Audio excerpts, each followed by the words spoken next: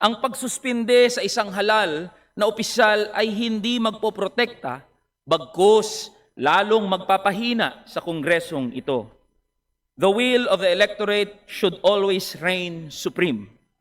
Si Representative Barzaga ang pinili ng mamamayan ng Dasmariñas. Patuloy na pinarurusahan ang kongresistang nagmiyaw-miyaw, ngunit wala pa rin nakakasuhan na malalaking magnanakaw. Masyado naman po tayong naging sensitibo.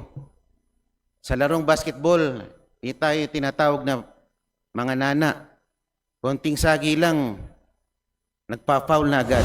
With 238 members voting in affirmative, 10 against, 9 abstentions, the findings and recommendations contained in the committee report number 102 are hereby adopted. The Honorable Barzaga, who is present at this session hall, is hereby notified that he is suspended for a period of 60 days, effective immediately. Madam Speaker, I move to adopt the finding and recommendations contained in Committee Report number 102 and pursuant to our rules, direct the Secretary General to read the title of the measures and thereafter call the roll of members for nominal voting. There is a motion to adopt the findings and recommendations contained in the committee report number 102. Is there any objection? The chair hears none. The motion is approved. The Secretary General is hereby directed to call the roll of members for nominal voting. Roll call of members on the adoption of the findings and recommendations contained in Committee Report number 102 regarding Committee Case number PS-2026-12. Abalos, Abante, Asidre, Acosta. With 238 members voting in affirmative, 10 against, 9 abstentions, the findings and recommendations contained in the committee report number 102 are hereby adopted. The Honorable Barzaga, who is present at this session hall, is hereby notified that he is suspended for a period of 60 days, effective immediately. Session suspended. Madam Speaker, I'd like to recognize Honorable Paulo Henry Marcoleta for his explanation. The Honorable Marcoleta is recognized.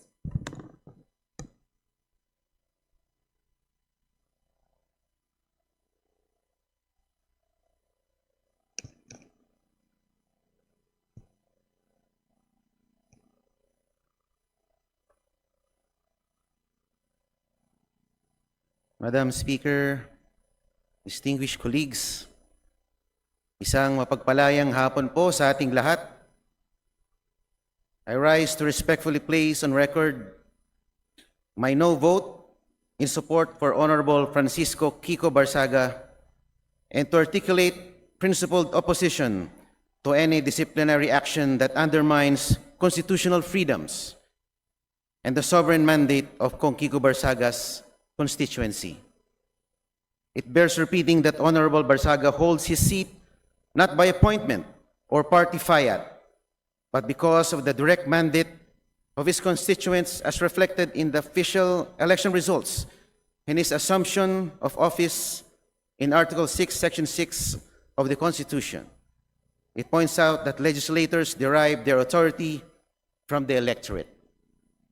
Any penalty imposed on Kong Barzaga that deprives the people of Dasmariñas of representation must be carefully scrutinized against constitutional standards. Ang pinarurusahan po natin sa mga hakbang ito ay hindi si Kong Barzaga, kung hindi ang mga taong nasasakupan ng kanyang pamumuno.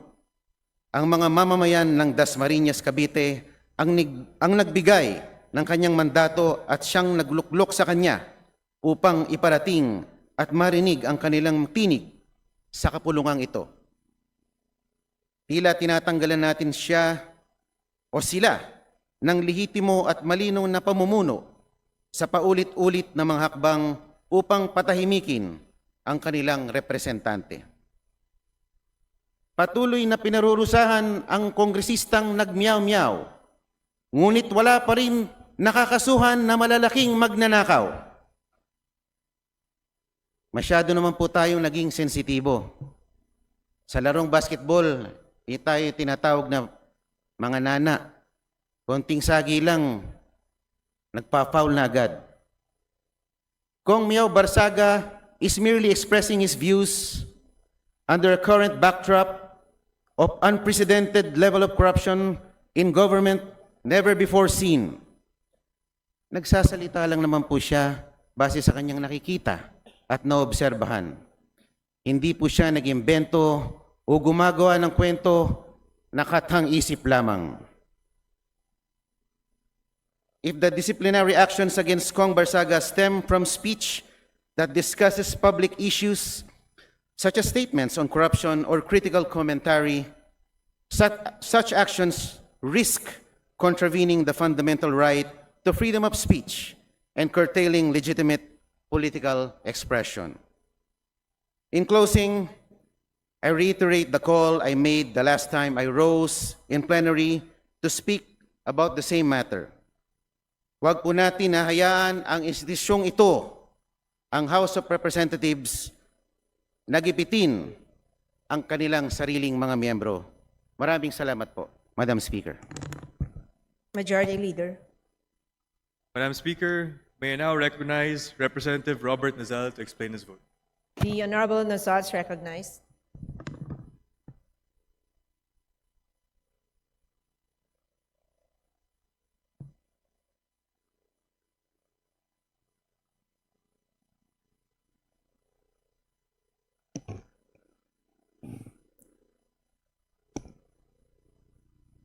Mr. Speaker, esteemed colleagues, 6 months ago when this matter first came before the House, I voted to reprimand, not suspend, Representative Kiko Barzaga. I did so after carefully weighing our Constitution, our rules, and the fundamental demands of due process. While I considered the conduct unbecoming of a member of Congress, I did not believe then, nor do I believe now, that it met the threshold for suspension. Suspension is a severe sanction. It temporarily withdraws not only a member's privileges, but also the representation owed to his constituents. It is, in effect, the final step before the political death penalty of expulsion. Our discipline must be principled and proportionate, not reactionary. To impose another 60-day suspension today would be inconsistent with that principle and with the standards we seek to uphold. While attacks against this institution through social media are indeed improper and undermine public trust, our response must remain measured and just. We have a duty to balance accountability with fairness and to allow room for correction without unnecessarily depriving the people of the 4th District of Cavite of their chosen representative. For these reasons, in the interest of consistency and institutional integrity, I respectfully oppose the motion to suspend Representative Barzaga anew. Thank you, Madam Speaker. Majority Leader. Madam Speaker, may I now recognize Representative Elijah San Fernando to explain his vote. The Honorable San Fernando is recognized. Madam Speaker, mga kaibigan, ang kalayaan po sa pagsasalita at pagpapahayag ng damdamin ay nag-a-apply kahit sa taong pinakaayaw natin. Kahit pakaalitan, kaaway, o kinasusuklaman natin ng isang tao, hindi nito maaalis ang kanyang karapatang makapagsalita at ipahayag ang kanyang saloobin. Freedom of speech, Madam Speaker, is not selective. Hindi ito pumipili ng kulay o paniniwala sa politika. It is a constitutionally guaranteed and protected right. This representation understands the concerns of our colleagues in this august chamber. True, We must observe proper decorum. True, we, elected officials, are held to a higher ethical standard. Totoo na dapat nirerespeto at pinoproteksyonan ang ating institusyon. Pero ako po ay naniniwala na ang muling pagsuspinde kay Representative Barzaga ay hindi magpapanumbalik ng respeto ng taong bayan sa ating institusyon. Ang pagsuspinde sa isang halal na opisyal ay hindi magpoprotekta, bagkus lalong magpapahina sa kongresong ito. The will of the electorate should always reign supreme. Si Representative Barzaga ang pinili ng mamamayan ng Dasmariñas. Kaya sila lang din ang may karapatan na magtanggal sa kanya. Hayaan po natin na ang mga taga Dasmariñas ang humusga, humatol sa kanilang hinalal na kinatawan. Yun lamang po, Madam Speaker at mga kaibigan sa bulwagang ito, magandang hapon po sa atin. Majority Leader. Madam Speaker, may now recognize Representative Egay Erice to explain his vote. The Honorable Erice is recognized. Thank you, Majority Leader. Thank you, Madam Speaker. I still recall some 50 years ago, when former President Ferdinand Edralin Marcos Sr., speaking to us, youth leaders of the nation, saying he wanted to combine the wisdom of the youth with the foolishness of the old.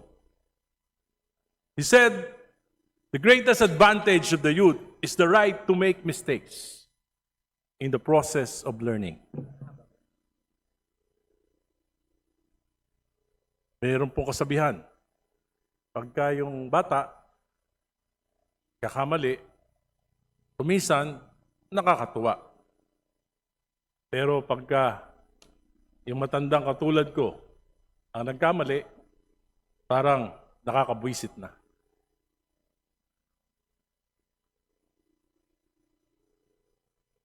We have already sanctioned Congressman Kiko with 60 days suspension. And in respect to my old friend, the late P.D. Barzaga, considering his youth, I can no longer vote for an extension of his suspension.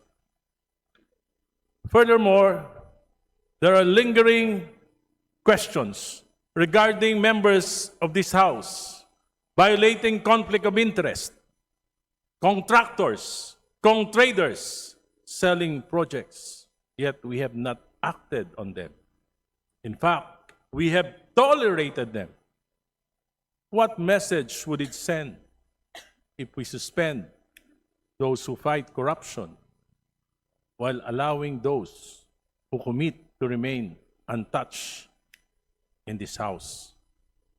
Some of the posts of Congressman Kiko, I would submit as extremely reckless. Pero nakikita ko rin po, meron din po siya mga posts that reflects public sentiment. Kaya ngayon po, pinili ko ang magpatawad. Dasal ko, Panginoon, patawarin niyo po ako tulad ng pagpapatawad ko sa kapwa ko. Pinili ko, I chose to be kind. Not just to Kiko. Chose to be kind